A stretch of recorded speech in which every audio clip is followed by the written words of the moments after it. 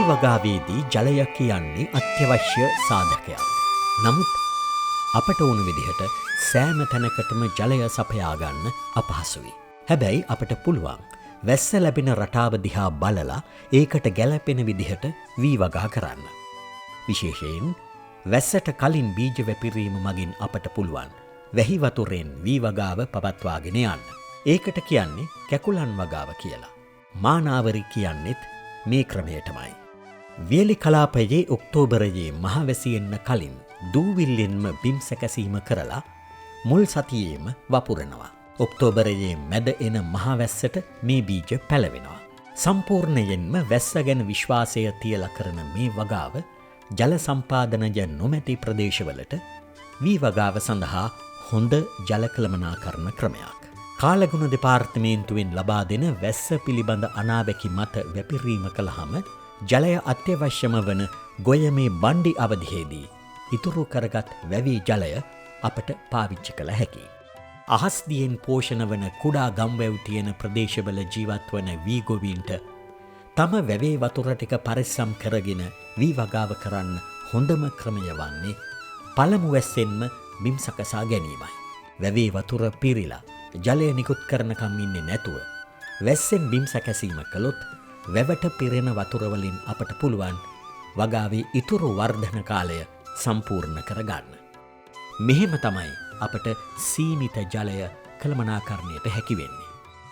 දැන් අපි බලමු බිම් සැකසීම කරන්න මොන වගේ යන්ත්‍රද උපකරණද සුදුසු කියලා. මුලින්ම බිම් සැකසීමේදී ඒ කියන්නේ ප්‍රාථමික බිම් සැකසීමේදී අපට තැටි නඟුල, මෝල්ඩ් බෝඩ් හෙවත් හැඩලෑලි නඟුල, ඒ වගේම කොකු නඟුල භාවිත කළ හැකියි. තැටි නඟුල භාවිතයෙන් අපිට පස අඟල් 8ක පමණ තට්ටුවක් පෙරලා ගත හැකියි. කන්න 2-3කට වතාවක් මෙසේ පස පෙරලීම වැදගත්. මෙමගින් වල් පැලෑටි පසට යටවීම නිසා වල්නාශක භාවිතයකින් තොරව වල් මර්ධනය සිදු වෙනවා. මූලික බිම් සැකසීමෙන් පසු සති 2ක් පමණ ලියද්දේ රැඳෙන ජලය නිසා පසට යට වූ වල් පැලෑටි හා එම බීජ නරක් වීමෙන් වල් ගහණය 60%කින් පමණ අඩු කරගත හැකියි. ඒ විතරක් නෙවෙයි. මෙසේ පෙරලීමෙන් පසේ ඇති අහිතකර රෝග පලිබෝධ හිරු එළියට නිරාවරණ වීමෙන් ඒවා විනාශ වෙනවා. ඒ වගේම පාංශු ව්‍යුහය හා පාංශු වයනයත් දියුණු වෙනවා. ඔබේ වගාබිම තද පසක් සහිත නම් මෝල්ඩ් බෝඩ් නඟුල භාවිත කරන්න පුළුවන්. ඒකේ තියෙන වාසිය නම් පෙරලෙන පස්පිඳැල්ලේ ප්‍රමාණය අඩු වැඩි කරගන්න වුවමනා වුණොත් අපිට උචිත පරිදි සීරුමාරු කර ගැනීමේ හැකියාවයි. ප්‍රාථමික බිම් සැකසීමේදී මතුපිට පස පෙරලීම සඳහා අපිට කොකු නඟුල වුණත් භාවිත කළ හැකියි. කොකු නඟුලෙන් ගැඹුරට හැමිය හැකියාව තිබුණත් පස පෙරලීමක් සිදුවන්නේ නැහැ. ද්විතීයික බිම් සැකසීමේදී අපට රොටවේටරය භාවිත කර මඩ කැට කුඩා කැබලි වලට සකසාගත හැකියි. නමුත් අපේ රටේ භාවිත කරන රොටවේටරය නිසා විශාල ජලහානියක් සිදු වෙනවා. රොටවේටරයෙන් මඩ කිරීමේදී ලියද්දේ වතුර බැඳ තැබිය යුතුයි. මේ නිසා ජලහානියට අමතරව වල් පැල වර්ධනයත් සිදු වෙනවා. ඒ වගේම රොටවේටරය මගින් අඟල් 3ක පමණ කුඩා පස් තට්ටුවක් කැඩෙන අතර සුළු නියං තත්වයේදී වුවත් පොළව ඉරිතැලීමකට ලක් වෙනවා. ඒ නිසා ද්විතීයික බිම් සැකසීමට රොටවේටරය යොදාගත්තත් ප්‍රාථමික බිම් සැකසීමට එය සුදුසු නැහැ. නමුත් ඔබේ ලියද්දේ කිවුල ගතිය ඇත්නම් රොටවේටරයක් මගින් බිම් සැකසීමට ඔබට සිදු වෙනවා. කිවුල දිගෙන් දිගටම පවතිනවා නම් බිම් සැකසීමේදී හොඳින් පස පෙරලන්න. ඒ අතරම කිවුල් ඇල හෙවත් කුණු ඇල ස්ථාපන කරන්න. ඉන්පසු ලියද්දේ වතුර බැඳ තබා ලියද්දෙන් වතුර ඉවත් කරන වාරයක් පාසා කිවුල සේදී කිවුල් ඇල දිගේ ඉවත්ව යනවා. මෙයත් ප්‍රමාණවත් නොවේ නම් ඒ සඳහා ඔබට කන්න කිහිපයක් කරදහයියා හෙවත් ජීව අඟුරු ලියද්දට යෙදීමෙන් එම කිවුල් ගතිය නැති කරගත හැකියි. මට්ටම් නොමැති ලියද්දක ජලය ඒකාකාරීව පවත්වාගෙන යාමට විශාල ජල ප්‍රමාණයක් අවශ්‍ය වන අතරම වල් පැල පාලනයද අපහසුයි. ඒ නිසා මේ අවධියේදීම සුදුසු මට්ටම් කිරීමේ උපකරණයක් ආධාරයෙන් ලියද්ද ලෙවල් කිරීම මගින් ලියද්දේ ජලය ඒකාකාරීව පවත්වාගත හැකි බවත් මතක තබාගත යුතුයි. බිම් සැකසීමේදී යායේ සියලු දෙනා එකවර බිම් සැකසීමෙන් වාසි ගොඩක් අත්කරගත හැකි බව ප්‍රායෝගිකව අපි හැමදෙනාම දන්නා කරුණක්. බිම් සකසන අවධියේදීම අපේ වගාබිමේ භූමි ඵලදායිතාව වැඩි කර ගැනීමට නම් අපිට අපේ ලියදි විශාල කිරීම හා මට්ටම් කිරීම කළ හැකියි. මූලික වියදම තරමක් වැඩි වුවත් ලියදි විශාල කිරීමේ ප්‍රතිඵල දීර්ඝකාලීනයි. ලියදි කුඩාවට තිබීමේ අවාසි ඔබ මේ වන විටත් අත්විඳිනවා ඇති. බිම් සැකසීමේදී ට්‍රැක්ටර් හැසිරවීමට අපහසුයි. ඒ වාගේම යන්ත්‍ර මගින් අස්වැන්න නෙලීමේදී ඒවා හැසිරවීමට අපහසුයි. නියරවල් වැඩි ප්‍රමාණයක් ඇති විට නියර සැකසීමට ඔබට ගතවන කාලය හා ශ්‍රමය පිළිබඳ ඔබ ගණන් බැලුවද? එහෙමනම් අපි මේ නියරවල් කපා ලියදි විශාල කර බලමු. යන්ත්‍ර පහසුවෙන් හැසිරවිය හැකි. බලන්න. ලියදි විශාල කිරීමේදී ඉවත් කළ නියරවල ඉඩ ප්‍රමාණයත් ඔබට වගාවට යොදාගත හැකි. දැන් ඉතින් නියරවල් බැඳීමට යන වැඩිපුර කාලය හා ශ්‍රමය ඉතුරුයි. ඒ විතරක් නොවේ. මේ තනි ලියද්ද මට්ටම් කිරීම මගින් ඒකාකාරව ජලය රඳවාගත හැකි. මට්ටම් නැති ලියද්දකට කොපමණ ජලය වැය වෙනවද? අපි මේ කන්නයට වගා කරන වී වර්ගය මොකක්ද කියලා දැන් තීරණයක් ගනිමු. මහ කන්නට ඉන්න 352 හොඳයි. ආස් කන්න සඳහා 360 වී වර්ගයේ හොඳයි. 352 වී වර්ගයේ සුසුයි කියලා මම යෝජනා කරනවා. අපි එතකොට මේ කන්නේ වගා කරන වී වර්ග කිහිපයක් ආවනේ. නමුත් අපි එක තීරණයක් කෙසේ වෙතත් බිම් සැකැසීමෙන් පසු වැපිරීමට යාමේදී ගොවීන් සියල්ල සාමූහික තීරණ ගැනීම ඉතා වැදගත්. විශේෂයෙන් එකවර වැපිරීම.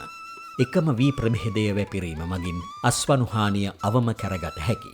මොහොතක් හිතන්න ඔබ පමණක් විනස් වී ප්‍රභේදයක් වගා කළහොත් කුමක් වේද? ඔබගේ ගොයමට ජලය අවැසි කාල සීමාව වෙනස් වූහොත් ඔබේ වගාව හුදකලා වෙන අතර ඔබගේ ලියද්දට පමණක් ජලය විශේෂයෙන් හැරවීම මගින් විශාල ජලහානියක් සිදුවේවි. පැළගොයමට ජලය සැපයීමේදී බොහෝ ගොවින් අනවශ්‍ය ලෙස ලියද්දේ වතුර රැස් කරගෙන ඉන්නවා. ඇත්තටම මෙයින් සිදුවෙන්නේ තව කෙනෙකුට ජලය ලබා ගැනීමේ අවස්ථාව අඩුවෙන එකම පමණක් නොවේ. වී ශාකය අර්ධ ජලජ ශාකයක්. අනවශ්‍ය ලෙස වතුර බැඳ තැබීමෙන් ගොයම් ගසට ඇති කරන ජල පීඩනය නිසා පඳුරු දැමීම අඩුවෙනවා. මෙයට හොඳම විසඳුම වෙන්නේ තම ලියද්දට ජලය අවශ්‍ය වෙලාව හරියටම දැන සිටීම. ඒ සඳහා හොඳම ක්‍රමය වෙන්නේ ඒකාන්තර තෙත් හා වියලි ක්‍රමයයි.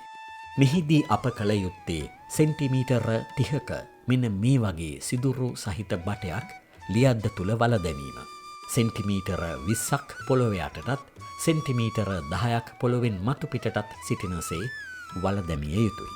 මෙහිදී ජලයේ මට්ටම පොළොව මතු පිට සිට සෙන්ටිමීටර 15ක් පහළට යන විට අපේ වී වගාවට අප ජලය සම්පාදන කළ යුතුයි. නැවත ජල සම්පාදනයේදී පොළොව මට්ටමින් ඉහළට සෙන්ටිමීටර 5ක් දක්වා ජලය පිරවිය යුතුයි. අක්කරයට මේ වගේ බට 12ක් 15ක් වැළලීම ප්‍රමාණවත්. වී වගාව සඳහා යොදාගත් මේ සිදුරු සහිත බටය පොළොව තුල වැළලූ පසු ගොවි මහතාට එය නිරීක්ෂණයේදී අපහසුතා ඇතිවිය හැකියි. එකින් එක බට තුලට එබී බැලීම තරමක් දුෂ්කරයි. ගොයම් ගස වර්ධනයේදී මේ බට කැබැලි ස්ථානගත කළ තැන් සොයා ගැනීමට අපහසුයි. ඒ නිසා ඔබ මෙවැනි බට කැබැලි භාවිතයට ගන්නේ නම් විශේෂයෙන්ම බට ස්ථානගත කළ තැන්වල තරමක් උස ලී දඬු කැබැල්ලක් සිටුවීම වැදගත්. එමගින් අස්වනු නෙලන අවස්ථාවේදී පවා බට ස්ථානගත කළ තැන් පහසුවෙන් සොයාගත හැකි. මෙම දුෂ්කරතා මගහරවා එම කටයුත්ත වඩා පහසු කිරීමටත් කාර්යක්ෂම කිරීමටත් වැව්ගම්පුබුදුව ව්‍යාපෘතිය නබ නිපැයුම් දෙකක් හඳුන්වා දී තියෙනවා. මෙහි පළමු ක්‍රමයේදී ජලමට්ටම පොළොව මට්ටමින් සෙන්ටිමීටර 15ක් යටට යන විට ආලෝක සංඥාව දැල්වෙන ලෙසත් එය පොළොව මතු පිටින් සෙන්ටිමීටර 5ක් වනතෙක් දැල් වී පවතින ලෙසත් සකසා තියෙනවා. මෙහිදී ගොවි මහතුන්ට ඉතා පහසුවෙන් ජලය සැපයිය යුතු වේලාව නිරීක්ෂණ කළ හැකියි.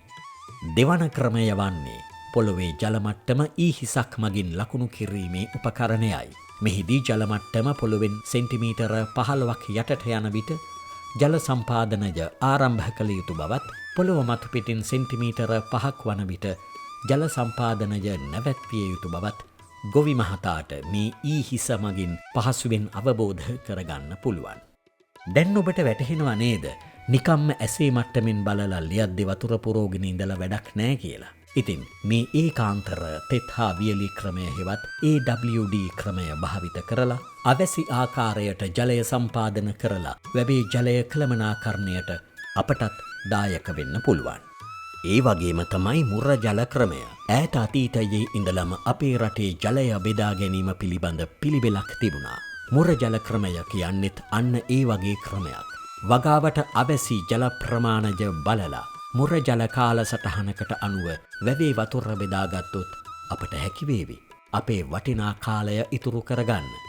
වැවේ තියෙන ජලය පරිස්සම් කරගන්න.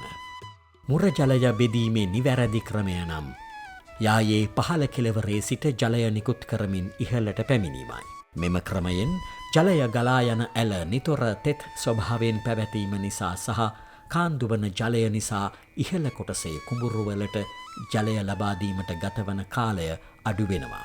ඒ වගේම රාත්‍රී කාලයේ ජලය බෙදා හැරීමට හැකිනම් වාෂ්පීකරණ හානියද අඩුයි. මුර ජල කාල සටහනකට පුරුදු වුණාම අපිට රැතිස්සේ නිදි මරාගෙන වතුර හරවන්න යන්න ඕනේ නෑ. තමාගේ වාරයට අදාළ වේලාවේ පමණක් කුඹුරට යාම ප්‍රමාණවත්. ඒ වාගේම වතුර හරවන්න ගිහින් සිදුවෙන හිත් අමනාපකම් ගැටුම් වගේ දේවල් වුවත් සිදුවෙන්නේ නෑ.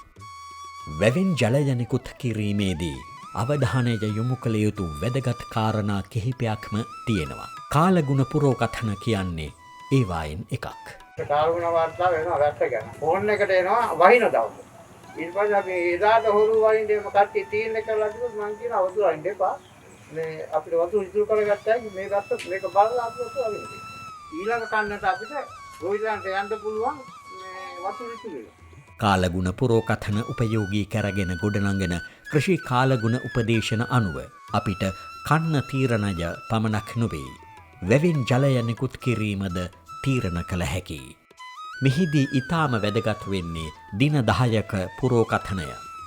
තව දිනකින් හෝ දින දෙකකින් හෝ වැස්ස ලැබේ නම් අපට අපේ වැවේ වතුර නිදහස් කිරීම తాවකාලිකව අත්හිටුවන්න පුළුවන්. අපට හැකි පමණ වැස්සෙන්ම අපේ වගාව පෝෂණයෙන් වැවේ වතුර ඉතුරු කරලා පහසුවෙන්ම තවත් කන්නයකට එහෙම නැත්නම් අතරමැදි කන්න වගාවකට යන්න පුළුවන්. වැපිරීම, අස්වනු නෙලීම හා වීවේලීම ආදී කාර්යවලදීද මෙම දින 10 පුරෝකථනය වැදගත්. කෙසේ වෙතත් කාලගුණ පුරෝකථන සේම වැස්සේ ඇතිවන වෙනස්කම් හා වර්ෂා රටාව පිළිබඳ සෑම ගොවි මහතෙකුම දැන සිටීම ඉතාම වැදගත්. වැව ආසන්නයේ වර්ෂාමානයක් සවිකර ඇත්නම් වර්ෂාවේ ප්‍රමාණය පහසුවෙන් දැනගත හැකි. වර්ෂාමානයේ පාඨාංකය අංගලක් නම් ඒ කියන්නේ මිලිමීටර 25ක් නම් දින දෙකක් වැවෙන් වතුර නිදහස් නොකර වතුර ඉතුරු කරගත හැකි. මේ සෑම අවස්ථාවකම වැවේ සවිකර තිබෙන ඩෙප්ත් ගේජ් මගින් වැවේ දැනට පවතින ජල ප්‍රමාණය අක්කර අඩිවලින් දැන ගැනීම ඉතා වැදගත්. ඒ අනුව ජලය නිකුත් කිරීම පිළිබඳ තීන්දු තීරණ ගත හැකියි. වැවේ තිබෙන ජල ප්‍රමාණය දැන ගැනීම වැස්සේ රටාව හඳුනා ගැනීම අපට පහසුවෙන්ම මුං ඇට කව්පි වැනි අතරමැදි කන්න වගාවකට යාමේ හැකියාව ඇති කරවනවා.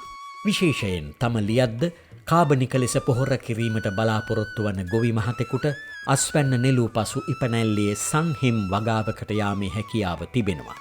සංහිම් වගාව වගාබිමට කපාහෙලා පොහොර ලෙසද නැත්නම් දින 60කට පසුව බීජ ලෙස සංහිම් අස්වැන්නද ලබාගත හැකියි. ඔබ අක්කරයක සංහිම් වගා කළහොත් ඔබේ වගාබිමට ලැබෙන නයිට්‍රජන් ප්‍රමාණය කිලෝ 120ක් පමණ වෙනවා.